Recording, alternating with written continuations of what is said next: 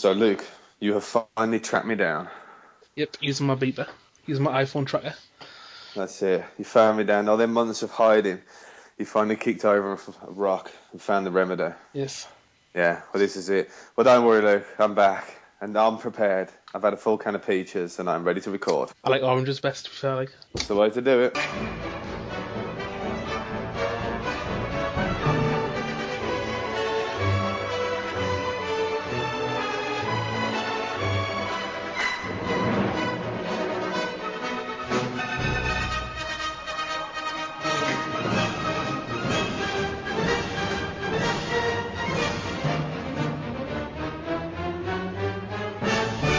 Hello, ladies and gentlemen, and welcome back to Britcast, our first podcast of 2013. As you've just heard, Luke Riley finally tracked me down after my several months of hibernation and becoming a father at the same time. Yay. And we're back. Mini Remedora is around and kicking and screaming. And yeah, so we're back and we're going to be recording, giving you the British perspective on gaming, or basically our own opinions, and we're just going to ram them down your throats, whether you like it or not. Yep, and you're going to have it.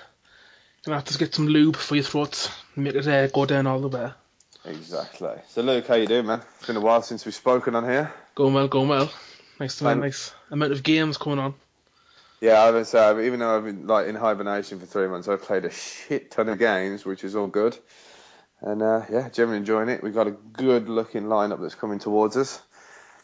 So, yeah, I think we need to start chatting and talking about what's been going on in the world of gaming. What has been going on? You have a story that's broke very recently. We did, yes. About the PlayStation 4, or rumoured PlayStation 4. We've had one of our followers, at Blade IT Guy, asked us thoughts on PlayStation's unknown announcement in February. Bringing more detail on that one, it's been announced that on February 20th that PlayStation will be doing a special event held in New York.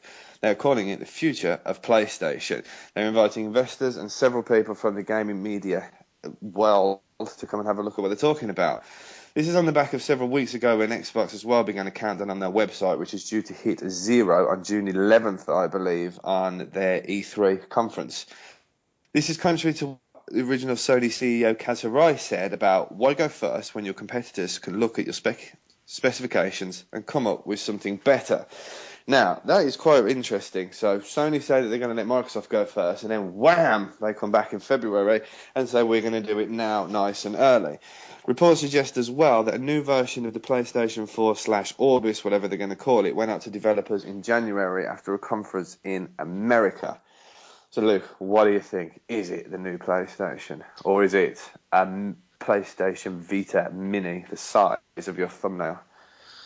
Well, that would be impressive bit of kit, but kind of useless because playing Uncharted with a screen the size of your thumbnail would be tedious at best. I was a bit sarcastic. But on the note of being a PlayStation 4, there's a teaser video, which is literally just...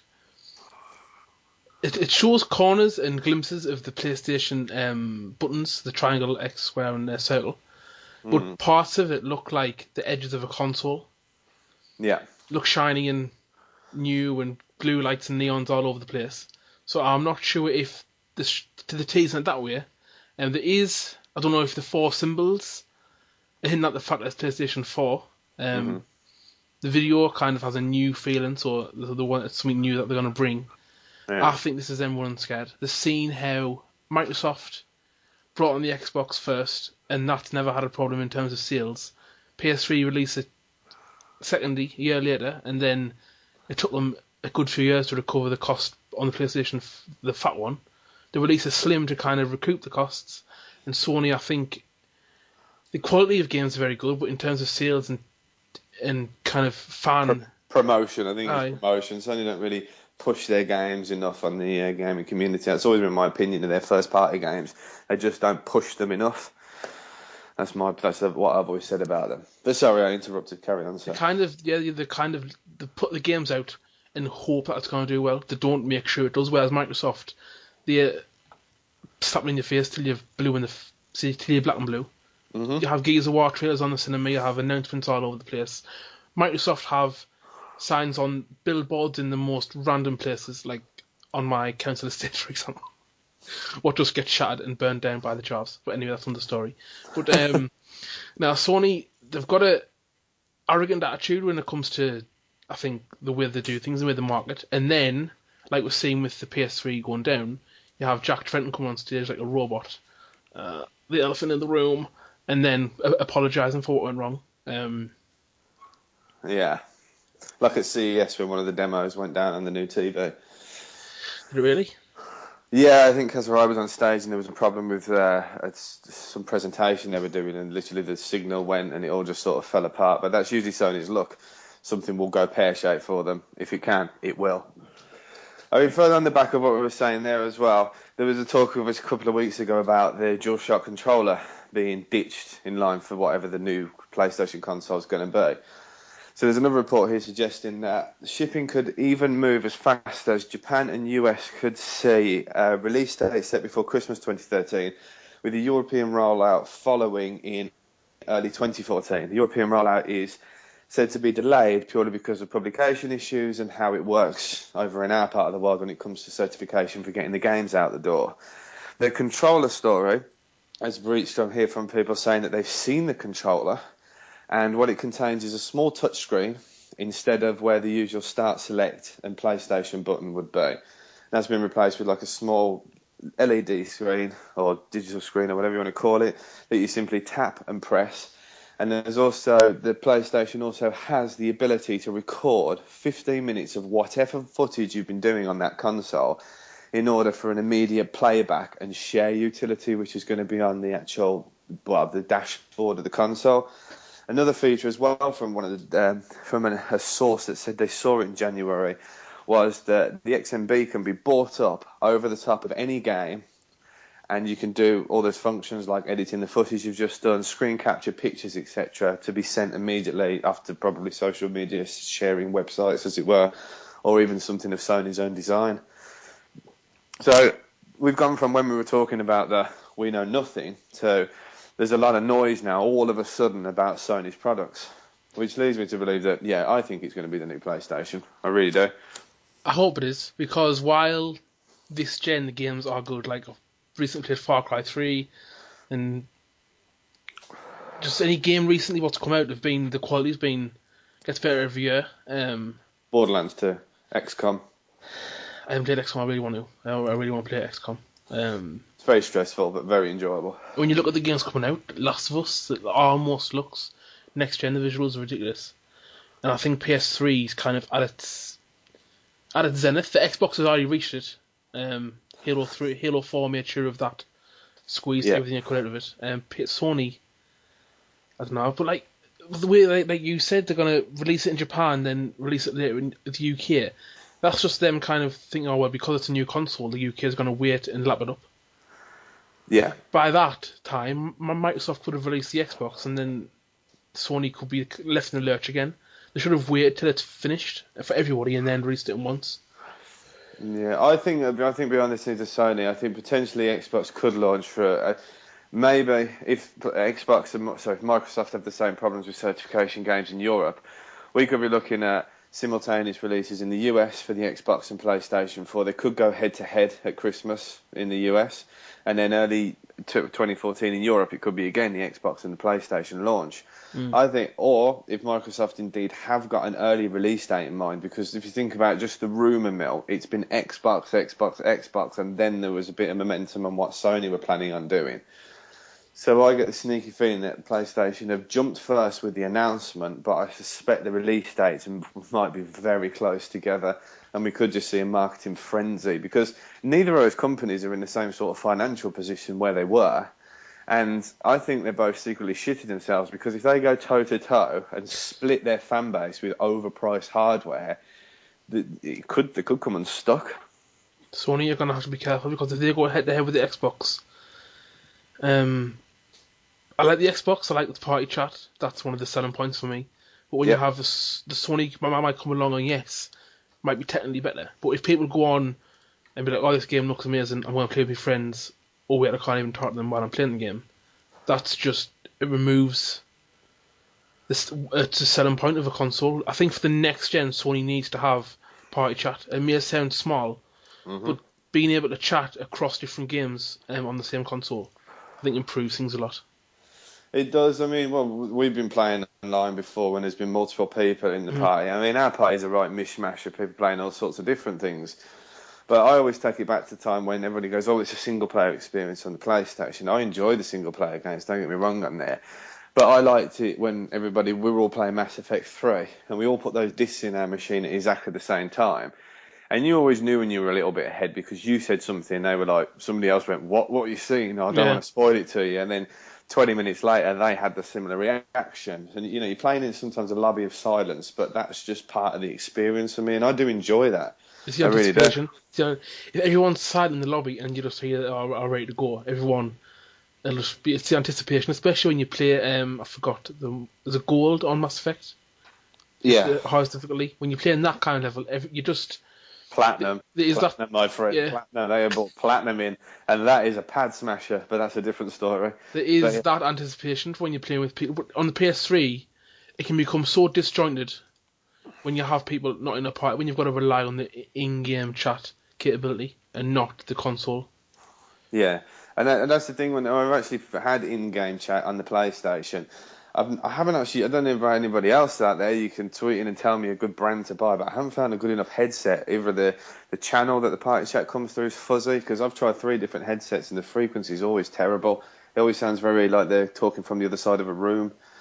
But it's definitely something Sony have got to address in order to attach, to try and take a chunk out of the fan base that everybody's going to immediately look at Xbox and go, party chat, when I talk to my mates, so Mm. what are you going to get? I'm going to get an Xbox, so I'm going to get an Xbox. Because they're used to that type of ecosystem with the friends that they play with. Everybody will probably have a group discussion on where they're going to spend a potential £400-500 purchase within the first 6 months of release. You're not going to have your friends list is quite substantial. Mine's a bit more select, should we say. I tend Hmm. to know people in the real world to have on my friends list. But if one of those persons goes, I'm going to buy a PlayStation, and 15 people go Xbox, it's not that we're all just running and jumping on some bandwagon like sheep. It's because that's the type of experience we want from that hobby. We want that. So I hope Sony bring it. And then, yes, I think that will bring the competition because it's going to be hard to split that kind of fan base up. I'm not a big fan of the game, but that game sells consoles. And the party chat and people screaming at each other is part of what people bloody play it for. People prefer party chat on COD because you're not having the din of the 12-year-old Texas kid who's going, I'm gonna kill you, and like you don't have that crap to deal Yeah. with. If you're in your own party with your friends, you can create a strategy. But thinking of going back to the consoles and in the next gen Hmm. on both sides, what do you think about if they don't allow you to bring over your gamer tag from the other console? I think that'll be a real pain in the ass. I think it will affect some people because I mean I've got my handle on Twitter is very similar to what all my gaming tags are on every console and everything I've got. Even my bloody whatever the gaming lobby thing is on the iPad and the iPhone, I've got that's registered exactly the same. So I want to carry that over because that's how I'm known in the digital world and how people reach out and contact me. So is it going to be a question of Jesus wept, I need to buy an Xbox on day one in order to just grab my gamer tag? But if I know I can transfer it over, which I'd be much more happy about. But I can't remember. Could you transfer? The last Xbox when we came over to the There was 360? no gamer tag to transfer. There wasn't, no. No. So that escaped me because I did play a lot of original Xbox, but I was a busy lad, as you know. Yes, So indeed. I wasn't around for so many years. Not that I was in prison. Everybody who's listening, I was off doing foreign things, He's off and to the doctor in his Tardis. exactly, yeah, I went missing. I fought some Daleks, got a few skulls. I'm back, anyway.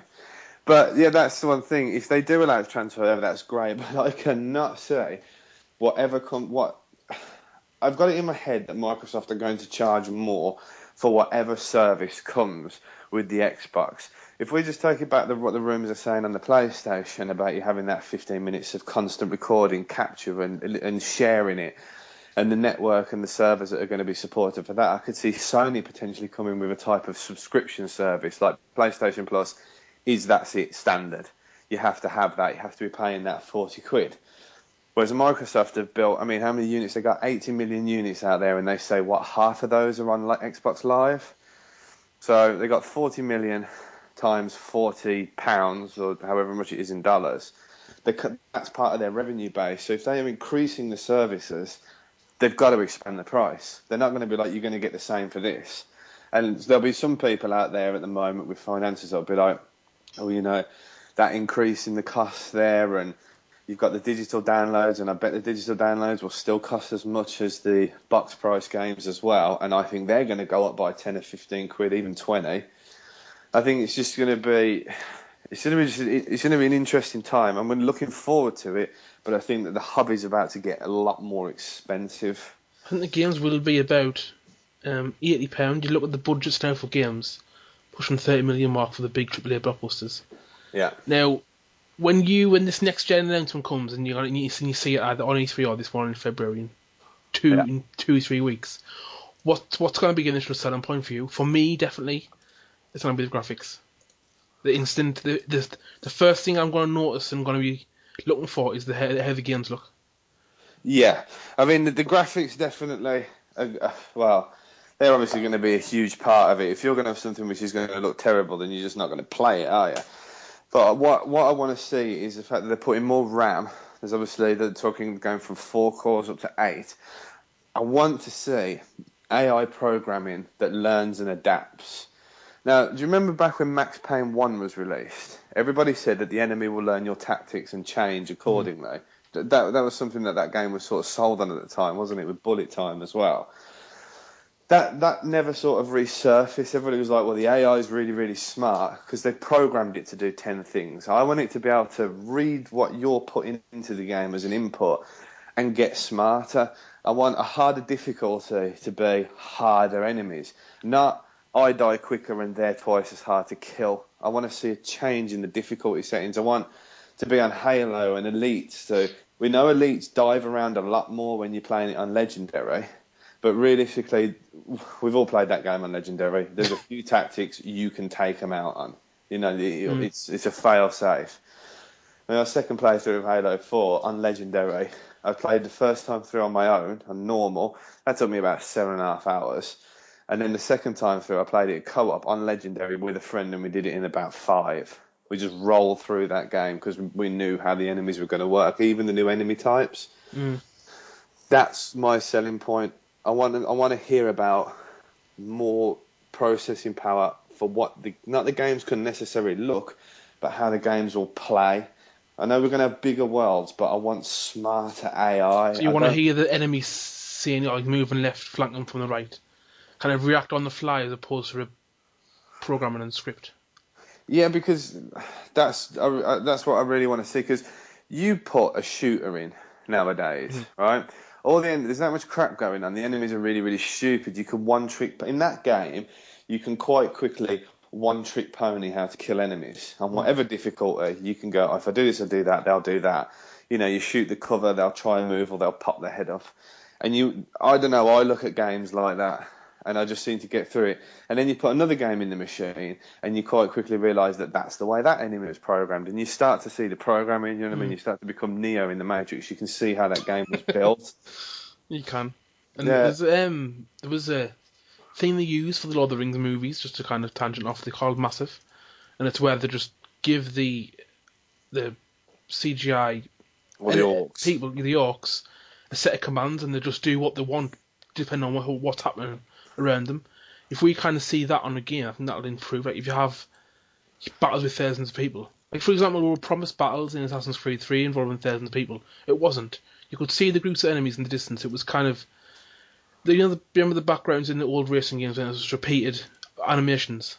Yeah. It was just that in the distance. I'm that kind of twat who'll stop and look at things to make sure it's doing what I was promised, and it wasn't.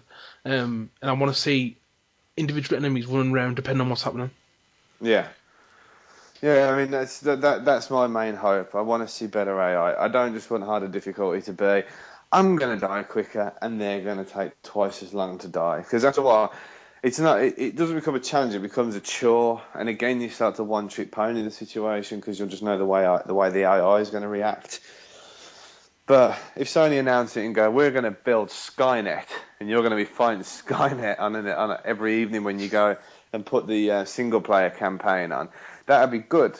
and obviously bigger games as well. They're all talking about the budgets are going to go through the roof with the next gen consoles. But if they're building the actual Xbox and PlayStation, are bringing this new architecture which is more PC-like, which is easy for devs to develop with, then I can't see why the internal costs will go through the roof.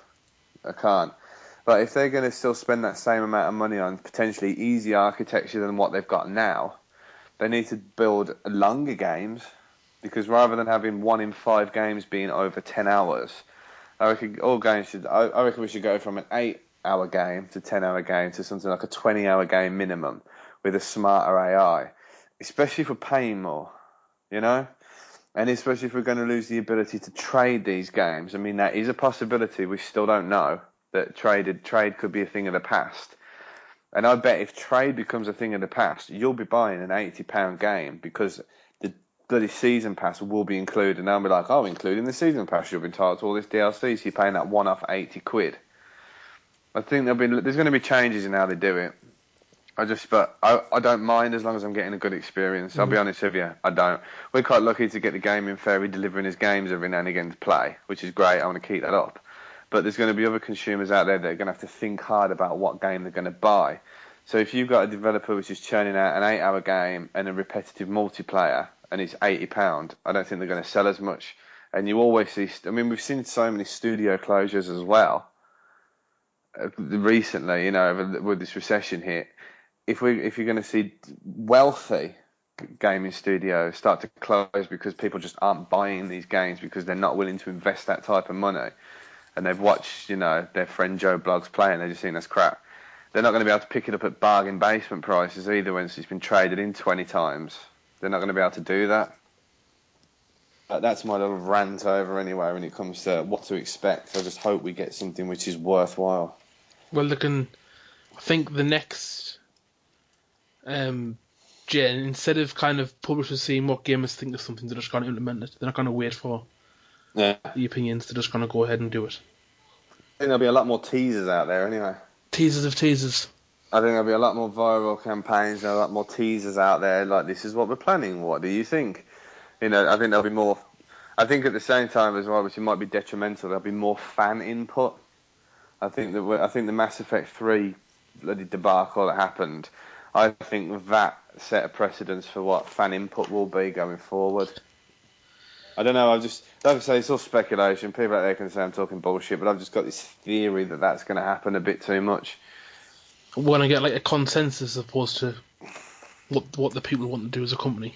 Yeah, the worst thing the gaming industry can start to do is actually look at the message boards for ideas for stories. That's the problem I've got.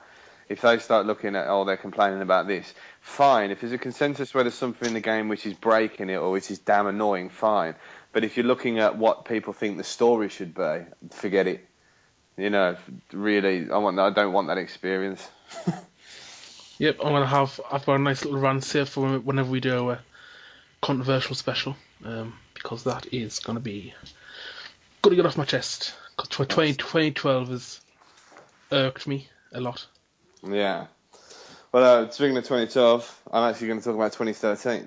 Because a news story went out the other day that GTA 5 has finally got a release date.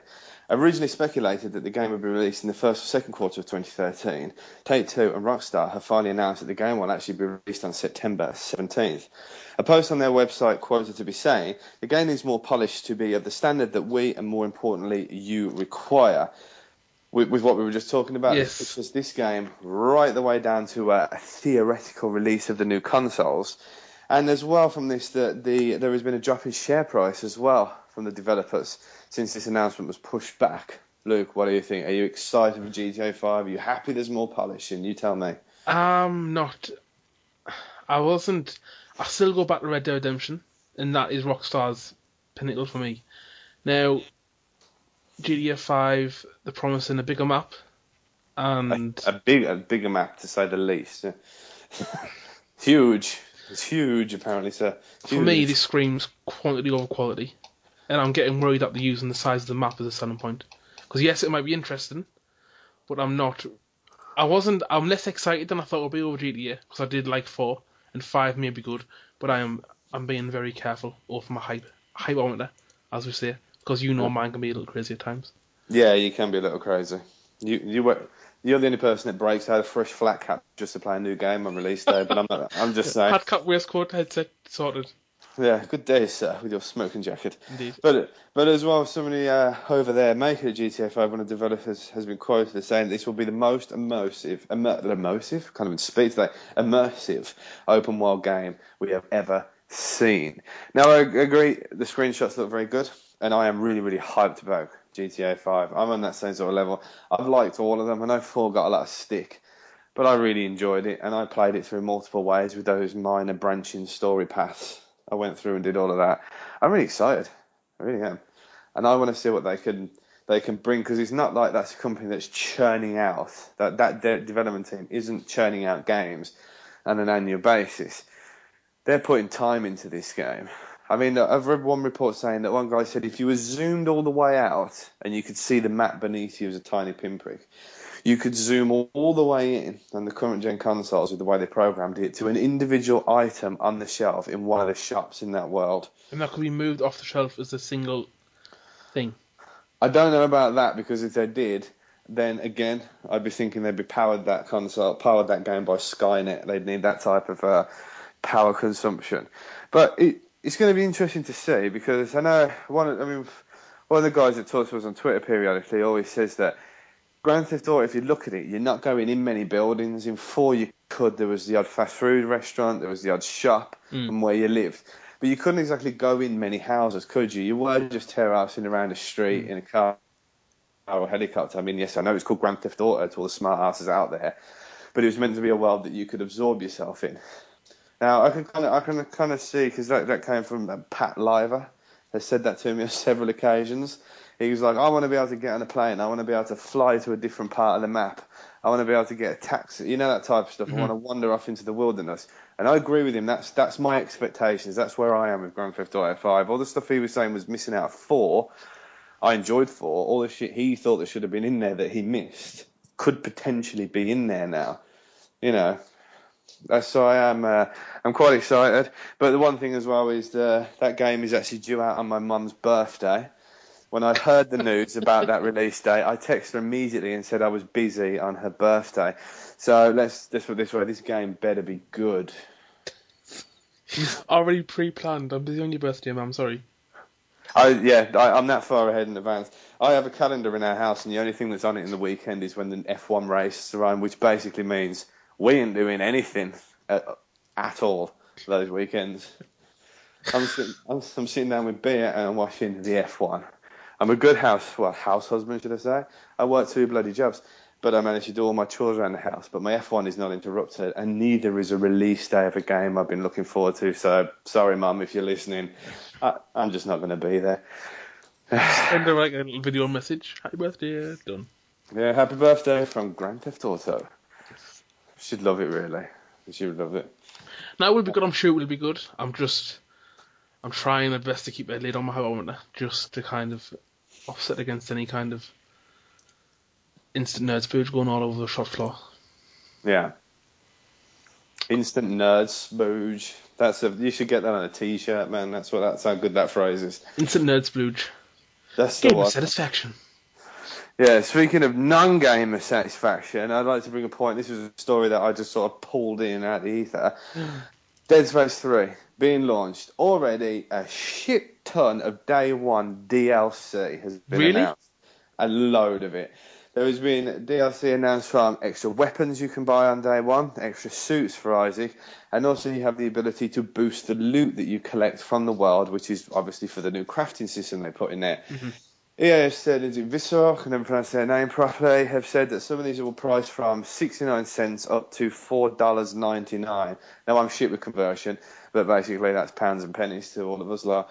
So I'd probably say £1, no doubt, for us, and probably still £5 or £6 for us, because I've noticed that US conversion rates of UK don't seem to marry up sometimes when it comes to gaming. Now, well, if a game's $60, that is... That is £40, but even now, game prices are kind of creeping towards the 45, and in Modern Warfare 3's case, £50. Yeah, exactly. But this bothers me. Day one DLC. I don't, you know something, I don't mind season passes.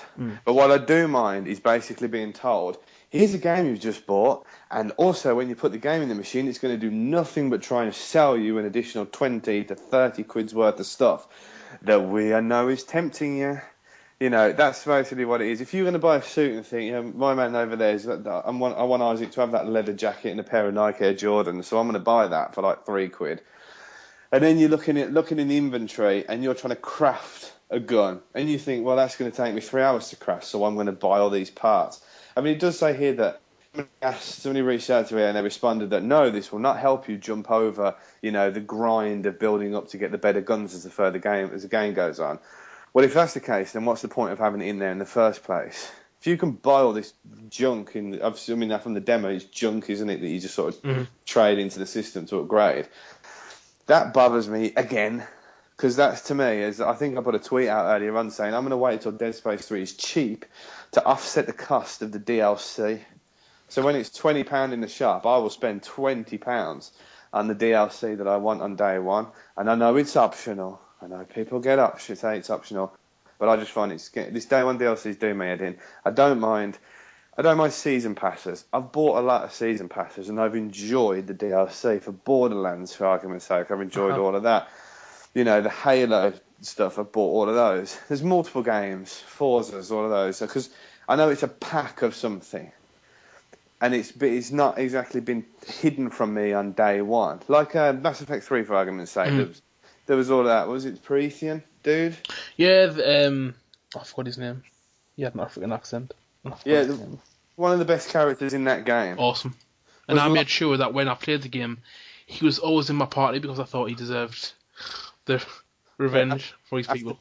After EA basically went, you are not allowed to be in the game, my friend, I did the same thing. I brought him in and his laser gun was quite good. I thought he deserved to have his last for the Prometheans. Spoiler alert! The game's yellow, get over it. Anyway. Yeah. But that's precisely the point. I don't know, again, but that was, EA there, and you've got EA here. I think they're fiddling with games a bit too much and exactly how much they're trying to get gamers to cash in on. I mean, my response has been now is that I know somebody's getting Dead Space 3 and I've informed them I will be playing on their version. I'm going to just go on a bit of a protest. Have you told them? Yeah. Have you just told them? Yeah, I've told him. Well, he's at work the day that it comes out, so I'm having his house keys. So what I'm going to do is I'm going to go around to his, import my profile over. I know I won't be able to play co-op, and I'm not going to nick his bloody online pass before anybody thinks I'm that cruel. But I'm going to sit there and play that game. And you know what, EA, I'm paying it for free. I'm renting it. I'm renting it, and my brother pays for the rental. The deal is I pay for the internet, he pays for the game, so I'm playing it for free. Yeah. Yeah, and go screw it. Fair play. You are buying Colonial Marines, though. I mean, this is a story that we'll talk about after the Yes, release. indeed I am. Because that is an important part. I can't buy it until the 22nd. But That's enough. We'll save this argument for off air because you need to be buying it on the right day, my friend. But anyway, we'll talk about something else. Yeah. That's the one. And I'll move us over anyway to another game which is coming quite soon, which is BioShock Infinite. The reason why I'm going to run this question is purely because this question was sent by @Owen_Thornton. Yes. He says, on a scale of chav about a book to bunny boiler over a man, how excited are you for BioShock Infinite? Luke, I'm going to put that one to you. But thanks to that @Owen_Thornton. That is one of the best questions we've ever received, and it warrants a shout out. So yeah. So go on then, Luke. You tell me about BioShock Infinite because you have talked about this game a fair bit. I can't wait for it. I really can't. BioShock 1, it's always going to stand as the time when I thought there's no need for a game to be this good. The twists in the story, I'm still not going to... It's almost 6 years old, which makes me feel old. But the twist in the story, is one of the best I've seen in the game. And the opening scene when you're in the water and you think it's a cinematic, but you just kind of... Everyone I know who's played that game for the first time, they always stay in the water and someone's got to tell them how you can move now. Because with the way the fire in the water looks, even now it looks amazing. And BioShock 2, it wasn't at all Ken Levine's baby, but it was still okay. It wasn't the same development too. It was like Ken Levine kind of distanced himself from it. But it was still decent, but this is kind of Ken Levine back on form. And by the looks of things, just the way it looks, the way it plays, the story looks interesting. Nice little nod to Star Wars with Revenge of the Jedi on the cinema thing when she goes in the alternate universe. Yeah. I can't wait for it. It's gonna be amazing. Especially, I'm looking forward to having fights on the rail system when you hang off the rail and you're zooming around Colombia, kind of like 10,000 feet above the air in a floating city. It's gonna be amazing. It looks intense. Talking about those sky rail things in that game, it's mentioned there's going to be move support, so you can wave your like lit up dildo up, so you can like fling and jump onto those rails. Well, there might be people with telly getting smashed because it might throw them in the telly. Like, oh shit. Yeah, let's not get into motion gaming and better with Kinect. Fuck off. That. Yeah, exactly. Exactly. It's not better with Kinect. It's I didn't say anything. Why is my GPS turned off on Forza Horizon? Exactly. And then reach for the special USB connection and remove. It was E3 2011, and it was every big game, and it was this is the game, and then it was 40 minutes time of Connect and not the game. It was just bad. Yeah, well, let's not forget Wonderbook. That's been a great success. Anyway, moving on from Wonderbook. But yeah, the Bioshock Infinite, I'm looking forward to it. Originally, I had my doubts about it when that game got pulled from circulation towards the close of last year. Well, sort of like the middle of last year, didn't it? It sort of went underground. I had a sneaky feeling that game was just going to be one giant set piece to another giant set piece, looking at all the videos that were released. Because there was a surprising lack of what I thought was open gameplay. It looked like a lot of, run, this is coming here, and that whatever that girl's name is was grabbing your hand and you were distracted by her cleavage and all that type of stuff that was going on. Well, I was. I don't know how old she's meant to be. Hopefully she's over 18. So, yeah. But still, I'm now looking forward to it. I will be giving it a look, especially now GTA's moved out of the way. Because I'm sure that when the rumours are going on, GTA was going to come before that. And I know I'm going to be playing the shit out of that game as well. So, yeah, I will definitely be purchasing it. Mind you, there isn't much I'm not buying other than Dead Space 3 because of their day one DLC. So, are you getting Tomb Raider? Yeah, I'm going to give that a look. I remember how hard that game, the first one, was when I was playing it on my original PlayStation. It's literally almost 20 years since I was sitting in the sitting room and you play the game and then you're walking through in the silence and you hear the music and the Velociraptor comes down the stairs and tries to eat your face. I don't remember that, but I guess it happened. There's lions and crocodiles and gorillas and everything. You must have been about 4 years old when that game came out as well. Let's have a look. I was about 7, 6. I was only a little nipper. Watching Tomb Raider and watching Hellraiser. Yeah, I forget I've got a decade on you when it comes to games and stuff like that. It's like crazy, but hey, it's all good. But yeah, with Bioshock Infinite, it's definitely a buy. Hopefully, because a lot of the people that went to the press event, because we didn't get invited to it, everybody that played that said that it was very enjoyable. That it's sort of like post the apocalypse that we saw in Bioshock. You actually see it happening in Bioshock Infinite, which I think is a good take on it as well. Yeah, all very, very good. Yes, right, indeed. So going in, let's talk about it. What have you been playing? We'll just say what you've been playing in the last month rather than cover the last 3 months because I'll be here all day. So what have you been playing the last month then and what do and don't you like? I've been playing Hitman, Far Cry, and I've won back for a bit. Oh yes, Medal of Honor. Medal of Honor, I know you tweeted to my tweet when I said about it was good. I asked if you were pissed because it was that good. It's good. I enjoyed it. And then it's like a Die Hard movie. Not as good as that. Obviously, there's no John McClane. You motherfucker. But it's just the levels are varied enough to keep you interested. Mm-hmm. It looks decent as well. It plays decent. The multiplayer is okay. It's definitely better than the first Medal of Honor. But the first Medal of Honor is still my favourite single player military shooter. Yeah. And Hitman Absolution. Hitman. Let's have a look. Hitman 2. Hitman 2 is still my favourite. Hitman Absolution is still really enjoyable. It's pretty much your bald Batman because the mechanics are pretty much the same as Batman Arkham City. There's a weird kind of stealth mode. Hitman, whatever his face is, Agent 47 isn't got superpowers, but he can see through walls, and follow where they're going by a weird trail of blood. Yeah, that was a bit. I got a lot of criticism from one of my friends who was watching me play that, and he's like, "You don't press that stupid shoulder button where you can see through walls," and I could see his point quite early on. So I decided to just stop doing that and try playing the game without it. Do you know how hard it is to do that? Because obviously you have whatever difficulty you play it on, that bar is always there. It just doesn't replenish on the harder difficulties, which is a lot better, Mm-hmm. a purer way to play that game. But when you don't try and use it at all, that game is pretty damn impossible in It's some more instance. more enjoyable, look, 'cause you have to actually use what your wits and stuff, and it's really good. But I've just forgot about the game I have been playing as well, which is, I know people are gonna probably slap us in the face when they hear this, but I've only just played this month Metal Gear Solid 3. What? It's like having a conversation with the mid-90s, isn't it? Was it 90s when it came out? I don't Early know. 2000s, Oh, early 2003. 2000s. Yeah, I've just played it. My friend lent us the HD collection, and it's like an old Bond film. It's awesome. Really? It's so good. See, I played that originally back in the day of the PlayStation, and I bought the HD collection, and I just struggled to get back into it. Really, I've loved it. Maybe because I don't know why, because I've never played it before, and it's something, if you like, new. Yeah. But it started off really good, and then about 3/4 of the way in, I thought, well, this is better than all others. It wasn't up to 3/4, but after that, everything's been amazing. The boss fights are awesome, and the characters are the best in any Metal Gear. Mhm. So you're looking forward to the new Metal Gear? Not Rising, that I'm going shit on a brick and go and die for all I care, but the other Metal Gear, You mean Metal Gear Bayonetta? yes, That's what you mean, yeah. I'm going to die. And then I don't want interest in that. But the Phantom Pain, it looks interesting. Yeah, there's a lot of speculation around that.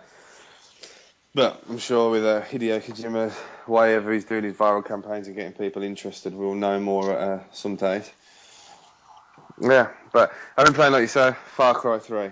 Played the shit out of that game as well. It's amazing. Yeah, so much so that my girlfriend actually got her own Xbox and is planning on playing Far Cry. She sat there and watched me play that for hours. That is achievement unlocked. It is, man. I remember I told you about that. You were like, what? Because everybody's playing like games on the iPad. I mean, the battery on our iPad is forever on 2% when I want to use it because of all this Angry Birds City. But now she's decided, well, she's got her own Xbox. The big TV in the bedroom has now been converted into a gaming TV. And Far Cry 3 is going to be her first-person shooter that she's ever really got involved in. And I've said that is a good starting point, but in the future, a lot of games are not going to marry up to that. I was going to try and get her on Borderlands, but there was absolutely no chance of that. She said there was far too many numbers on screen. So, Can you not turn them off? I don't know, but I never do. But when she was watching me play, she was like, no, this looks like it's far too confusing. So Far Cry 3 is where she's going to start. But yeah, I really, really enjoyed that. And one game that I'm still playing through at the moment because I'm desperate to actually finish that game on the hardest pure difficulty mode is XCOM. I keep going back to that game and I keep having my ass kicked constantly. But yeah, that game has been really, really enjoyable, like unbelievably so. So that's been a good one there. And yeah, me and I think we put a few tweets out as well. Me and Pat Liver have been playing a lot of WWE 13, which has been quite sad in the sense that we got that game quite late because we always buy that one between us just to make our wrestling characters. We don't actually play the game. We just make the shows and then have our characters fight and then completely argue over where they could improve the game. And we've been doing that for like 6 years. So it's kind of a tradition for us to argue over. But unfortunately, we bought that game after THQ went into financial trouble. So a lot of the online passes and bits and pieces like that we paid extra for didn't think about it, but they don't work because the THQ servers are now down, which is a bit of a wonder. But anyway, rest in peace, THQ. I did enjoy those games, even though they were fundamentally broken and frustrating at times. But we bought every annual release and argued over it. So there we go then, really. That was our first podcast of 2013. We're going to be back with a vengeance now. After Luke, let's say, kicked over a rock and found me. We're back. Yes. We are back. Do go on YouTube and listen to our interview with Carlos Ferro last year. It was really good. Awesome interview. We're going to try and get him on as well again. And also, we are going to be getting on Mark Spear, who's a PR man, being on the game trailers. He does NBC on Sunday mornings in America. He's a Welsh. And of course, Invisible Walls. Let's not forget that. Yes, So, Invisible Walls, the mother of all podcasts on GameTrailers.com. yeah. Awesome. And also, we're going to try and get back on. Sorry, get on because he's never been on. Mike Dorpwood, he played Sergeant Black in Halo. Forward to Dawn. Oh, thank you. I forgot. Forward Unto Dawn. He played that guy, and he's been in Stargate, Battlestar Galactica, and he's also in the new Die Hard 5. Yeah. That's who you're dealing with, people. That's who you're dealing with. Yeah, we get guests on our show. That's what makes us different to everybody else. And we also get to play games now a bit earlier than other people as well. So yeah, we've also got that luxury out there as well. No. So subscribe to us on YouTube, follow us at Britcast on Twitter. You can follow me at Remedy Live, and you can follow Luke at UGamers. Hello. And then you can see our random rants on our personal accounts, and then on the Britcast account you'll see up to date news that we get through, anything that we're breaking, and news about when the new podcasts are going to be coming out. Yes. So, Do follow our Twitter, and we'll be tweeting details of our next show. Follow, subscribe, like, comment. all the jazz. Right then, people, thank you for listening, and we will speak to you very soon. Peace.